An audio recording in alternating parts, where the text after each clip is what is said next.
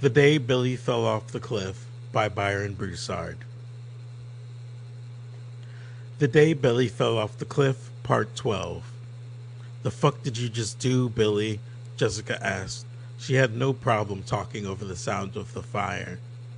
Why aren't you going after her? Jessica sounded like she was on the verge of panic. Billy stood motionless and watched me run off. Me took a lap around 2 cottages and then ran in another direction.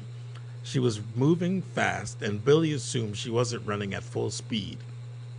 Me made what must have been a larger lap before becoming visible again. Then she lifted off the ground and began to fly. She flew up and over Billy. Holy shit, she's flying away, Billy, Jessica sounded more amazed than scared now. Billy almost moved to turn around, then thought it better to remain where he was. He turned his head to the sky to look for her and saw flashes of red lightning going up towards the star. Billy looked in another direction and saw nothing but some lightning flashes upward.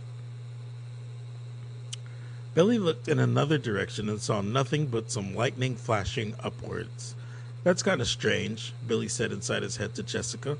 Lightning flashed. There seemed to be quite a lot of lightning in the sky. Billy turned in another direction and saw 3 bolts of red lightning, as if in answer to his wondering. You think it's me? I think it's because of you, honestly, Me did talk about the spheres moving, right?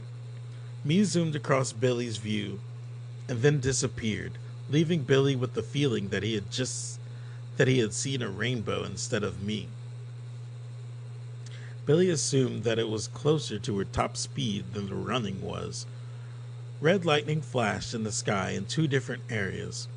Well, Billy, you think it's you, me, or what?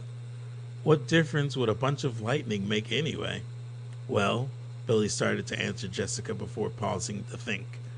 This would be easier to work out in self-reflection, but I am a little scared to go in without me. Hey, don't blame me, guys. I can answer one question.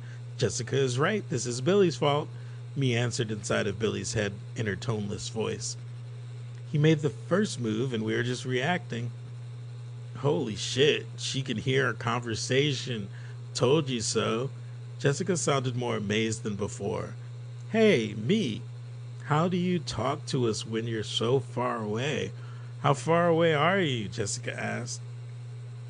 I am pretty far away, actually. I am Billy. Me answered her. Red lightning flashed up towards the star. Billy turned his head away from the sky.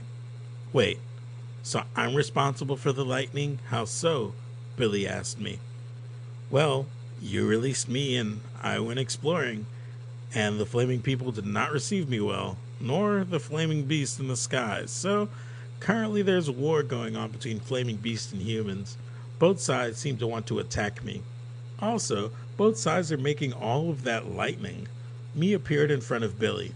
Oh shit, did she just drop from the sky? Jessica laughed. This is wild. Me's limbs were on fire, along with her braids. You started a war, Billy, and misintuition here is your weapon. Call me Me, please. I enjoy it. Me's lips moved when she spoke her toneless words. She raised the flaming arm and looked at it.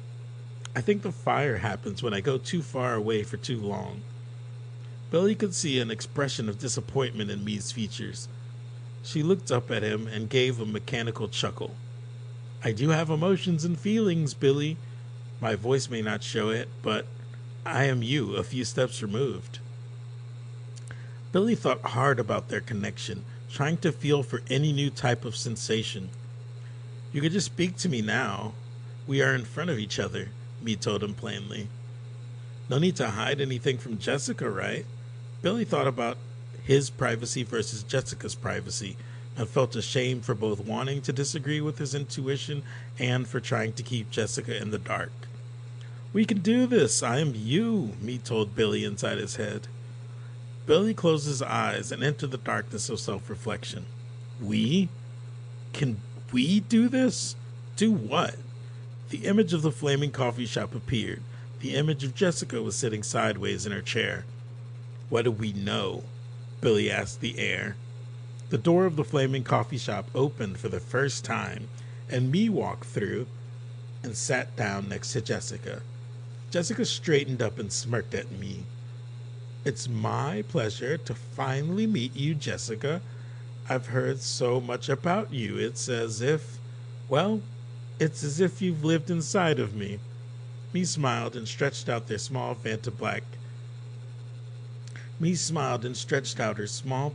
black hand towards Jessica. Jessica's flame seemed to brighten. Oh my God, you are the cutest thing I've seen in forever. Jessica scooped me into her arms, engulfing her in flames. They laughed in delight. I bet you were just the smartest, Jessica teased. Why are you so polite? If I knew what you knew, I don't know how I would function. They let each other go, and Jessica placed a cup of coffee in front of me. I rely on Billy, honestly. The trust he has in me takes the weight off knowing what I know. Me smiled and took a sip of the coffee. Billy, adventure. We can do this adventure. We both know you're on the path to greatness. If you have questions, you already know how to ask. Me looked at Jessica and smiled. We both know what's important. She took another sip of coffee. Billy thought about what to think about. He began to feel overwhelmed.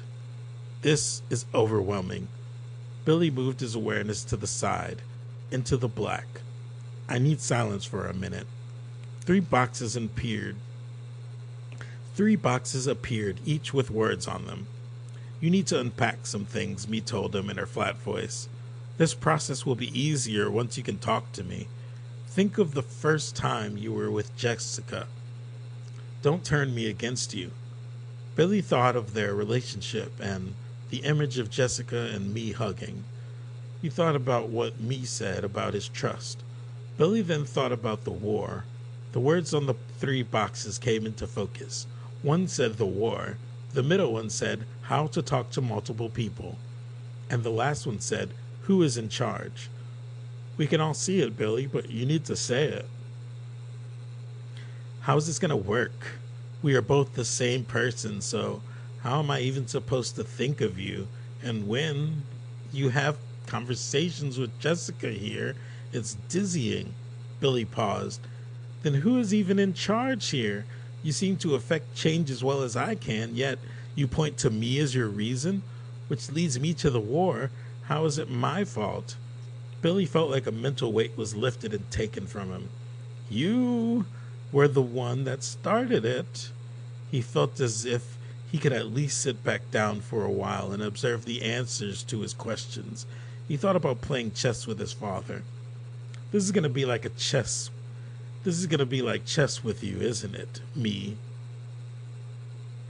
This is going to be like chess with you, isn't it, Me? A turn-based relationship where I had the first move.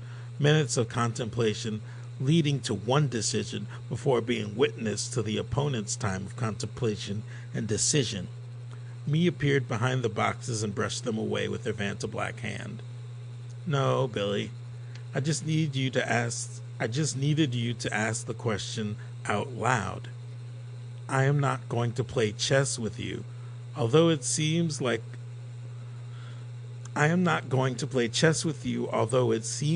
we had to play chess to get to this point.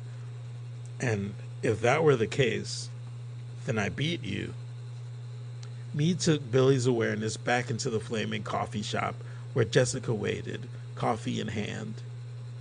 If you don't ask it out loud, we would be set on a path to neglect Jessica, and I don't like where that path leads.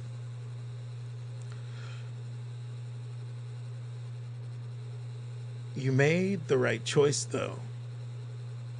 Me sat back down where she was next to Jessica. You could have just asked one question at a time. She looked up at Jessica. I would normally say, don't bring me into this, but you and me both know that I'm already into this. Jessica ran a flaming hand through Me's dreads. I adore Me. Thank you for keeping me in the loop. Me smiled at Jessica. Billy felt odd, but not overwhelmed. There was a pause in conversation and the silence that followed. Billy waited for his answers, and it appeared that Me waited for something too.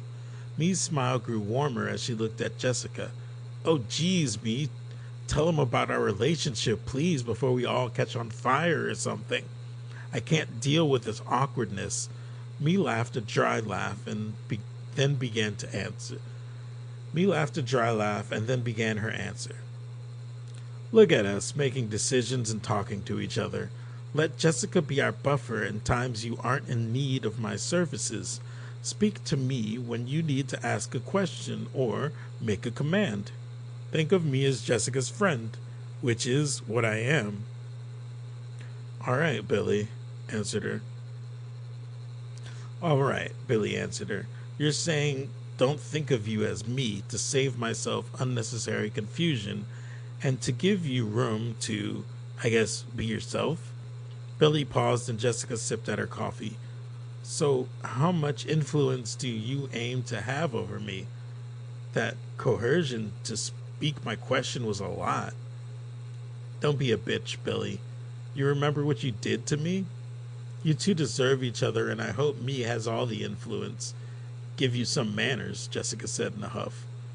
You're arguing with yourself about your blatant desire to have secrets from me, the person you were so set on saving before Me came out.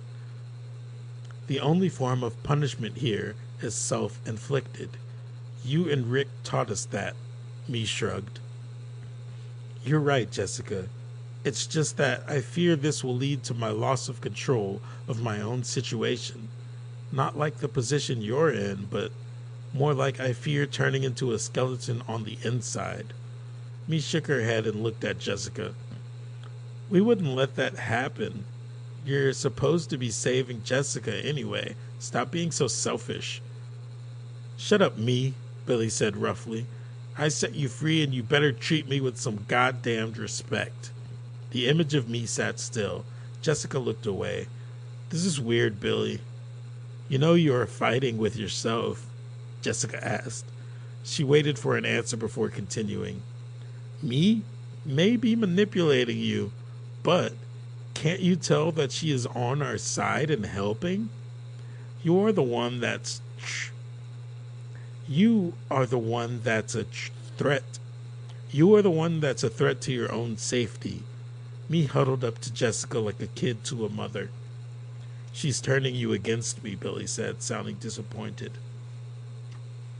No, I'm all for Me, but you are turning yourself against us, Jessica answered quickly. Me laughed and smiled at Jessica. Me laughed and smiled at Jessica. Nice turn of phrase, she said in her toneless voice. This is the internal and external war, Billy. You brought to light something next level, making most question their actions and others question themselves. Me stirred her coffee. Who's in charge? Billy watched Me stir her coffee. In your opinion, what's the hierarchy? You are, Billy. You know you are, and you just want to hear me say you are. I am not going to be subservient to myself. The trust you had in me before is how I wish to be used. Everything else is free will. Me stood up and grabbed Jessica's hand. The scenery changed from the coffee shop to a beach. Me tried to drag Jessica towards the red-orange water, but when she resisted, Me let her go and went into the water herself. She splashed around in the waves, laughing as Jessica watched from a few feet back. She's a good kid, Billy. I like her a lot, Jessica said while watching Me play. She asked you to use her, so use her. Only I could judge Me, Billy said in a toneless voice. Me stopped playing and rose out of the water. It looked like she was riding in an invisible elevator. She dropped down next to Jessica. Her Vantablack dreads bounced before they stopped.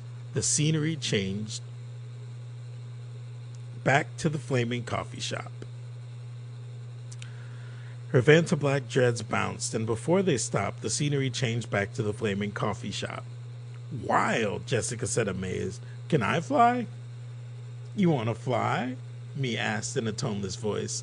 The scenery changed again, this time into an endless sky, much like the one the Lone Star was in. Whoa, Jessica yelled as the ground disappeared. She felt like she was going to fall, but the ground was far away and not getting any closer. Me flew around her, flying below and above Jessica's image. Jessica then began to fly. I want to be thought of as Jessica's friend. I will only really address myself to ask myself questions. I started the war. I need to connect with myself. I am in control, Billy said out loud. Jessica and me were back in their seats at the flaming coffee shop. You get it, Billy. You really are Billy the hero, me told him. That was pretty powerful. I think I follow, Jessica said, nodding. The inner war has come to an end, right? Jessica, only I can judge me, Billy told her. They were back in the coffee shop, sitting with cups of coffee in front of them. What? Yeah, I heard, she answered him. No, only I can judge my intuition, he told her inside his head. You want me to repeat after you or bow? You're just saying the same sentence. There was a pause as Billy didn't answer. Okay, only I can judge my intuition, said in defiance. Me smiled. Holy fuck. Jessica's image collapsed upon itself. Billy, you asshole, I love you. Me comforted Jessica with pats on the back. I saw him in that star, me. I saw me there, overwhelmed, and I took his burden away, and he gave me access in return.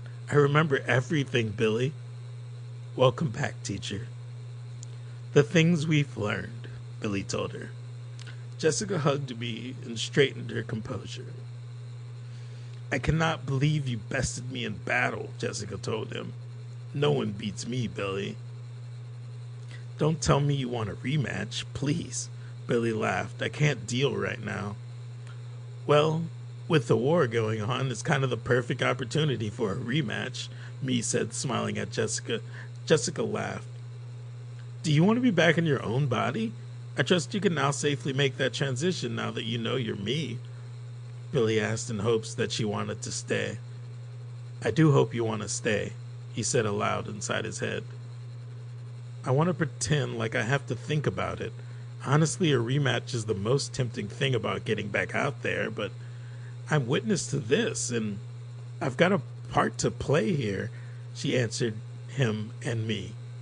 The image of Rick appeared in the coffee shop. He looked around with wild eyes. Holy fuck, Jessica screamed. Me got up to greet Rick, and he looked at her in amazement.